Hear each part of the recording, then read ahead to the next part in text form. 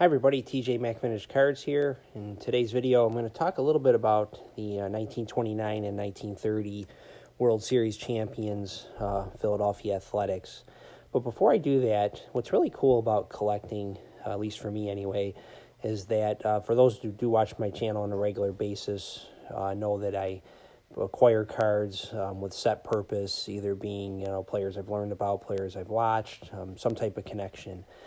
What's really cool, like I said, is that sometimes when you're doing something and you have a specific purpose in mind, like I wanted to have these four players represented in my collection for various reasons. I just find them, first of all, to be great players, but also interesting players as well. Each of them has something really interesting about them. But what was really cool is I was recently reading an article from Sports Illustrated on the 1929 and 30 Philadelphia Athletics and realized that I had the four Hall of Famers from that team reflected in my collection, playing days cards of them. And that's not an easy task. I mean, these pre-war cards can be quite expensive, and I did acquire them over the course of several years. So it's not an easy task, and to realize that I had these four cards was something that I wanted to put this video together to show that connection there on those great teams between these four players.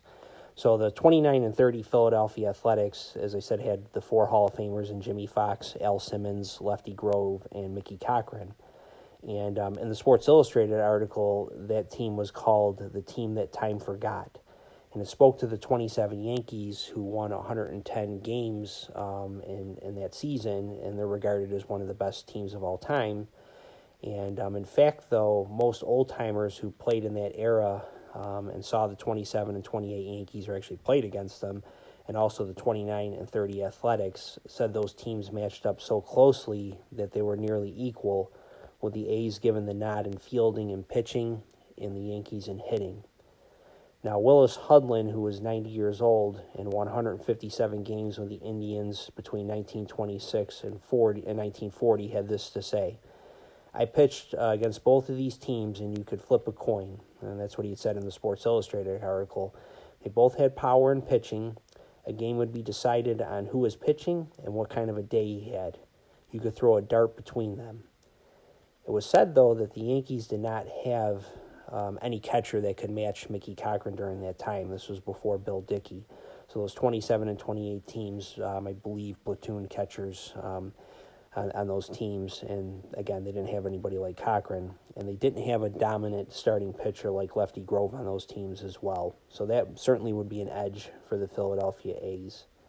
Now, the first player we're going to talk about here of this group is Lefty Grove. Here he is on his 1934 Gaudy card. And Grove was 195 and 79 with a 2.88 ERA over 9 seasons with the Philadelphia A's. He won the 1931 MVP with a 31-4 record and a 2.06 ERA. What's interesting, though, is the Washington Post, Shirley Povich, remembers a day in the mid-1930s when Bob Feller was the phenom of the hour and was set to pitch at Washington's Griffith Stadium against the Senators. The retired Walter Johnson, an old friend of Povich's, was living in Maryland, and Povich invited him out to Griffith to see the kid with the heater, once clocked at 103 miles per hour.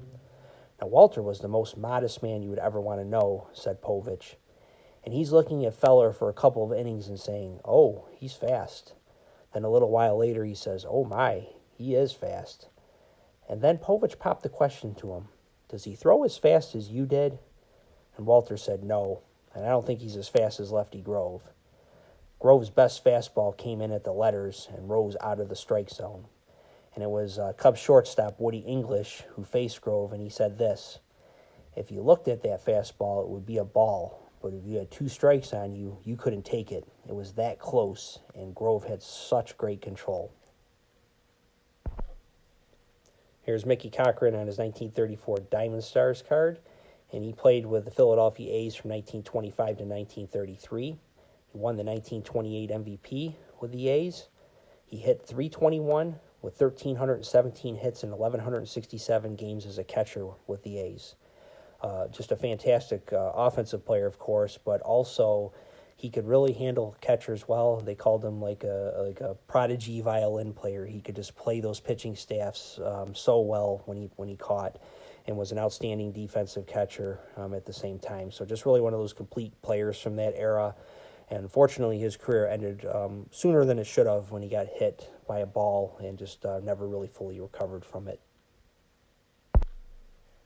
Here you see the 1935 Diamond Stars, Jimmy Foxx, who played with the A's from 1925 to 1935, but had full seasons from 1928 to 1935 with the team.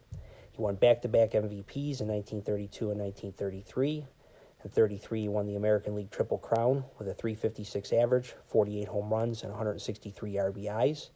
But his 32 season was even better, with a .364 average, 58 home runs, and 169 RBIs. In 1,256 games with the A's, he hit .339 with 302 home runs and 1,075 RBIs.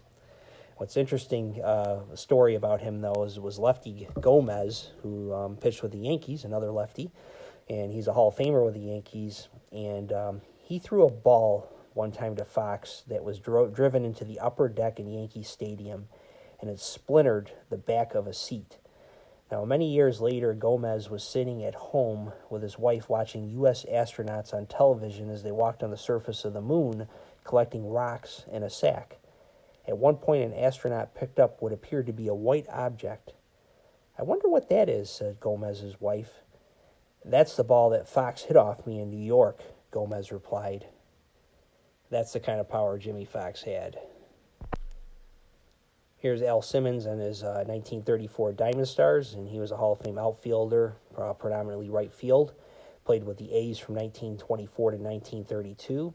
In just 1,290 games with the A's, he hit .356 with 1,827 hits in just 1,290 games, 209 home runs, and 1,179 RBIs. He finished in the top 5 in MVP voting 4 times during that period. Now, Simmons lived at 2745 North 20th Street, across the street from Scheib's right field fence. And Scheib Field is where the Philadelphia A's played. And he was in a second-floor bedroom in the home of Mr. and Mrs. A.C. Conwell. Shows you how different times were back then. He was actually living in a bedroom in the home of a family in the area. And Simmons was notoriously a late sleeper. And the discreet Mrs. Conwell would ask neighborhood boys to awaken the star so he would not miss batting practice. Now, one of the lads was Jerry Rooney, whose family lived 3 doors away, and at the age of 4, he recalls, he entered Simmons' room and whispered to him, "It's time to wake up, Al. You're in a slump, and it's time to go to batting practice." It's just a really great snapshot into the just how accessible players were back in those days, and just a time we're never going to see again, likely in our sports figures of this era. So it's just, again, a good snapshot. Just wanted to show off these 4 players from this great Philadelphia Athletics team, and it's always fun when you can rediscover different things about your collection and the connections those cards make. Here's a fun football pickup that I made that I've been kind of working on, this groupings of cards from the late 50s of players that were maybe not Hall of Famers, but were important players in football at that time. And here's one of them. His name's Raleigh Kleiman Owens, R.C. Owens.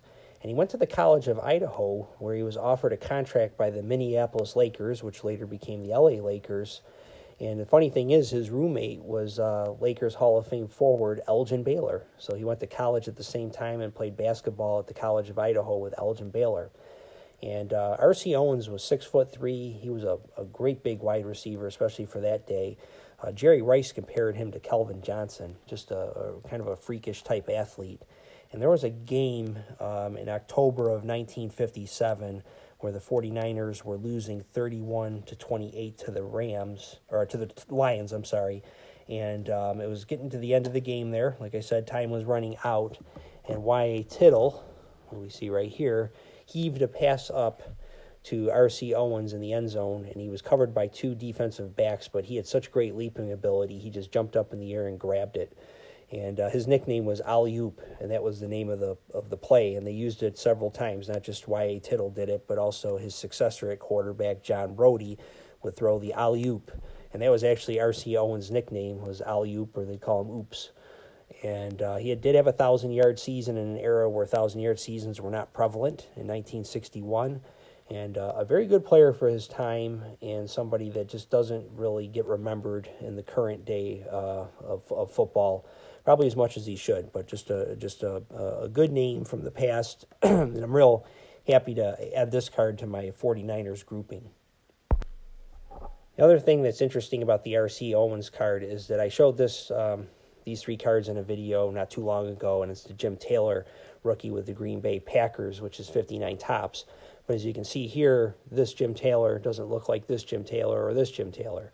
So in 59 and 60, excuse me, they used the same image of a different, it's not the same image, but the same Jim Taylor who actually played for the Cardinals and not the Green Bay Packers Jim Taylor.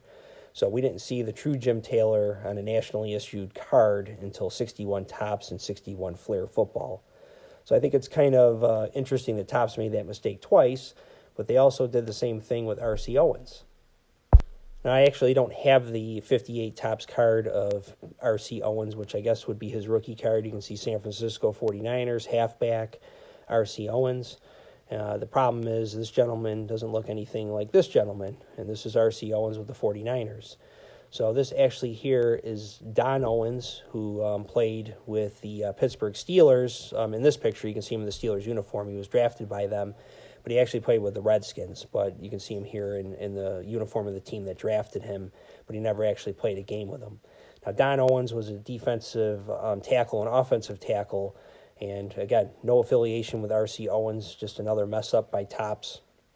Now, I think, which he's not, but when I wanted to put this particular group of 49ers cards together, I was not going to pick up the 58 Topps R.C. Owens to reflect this group from the late 50s that I'm trying to build.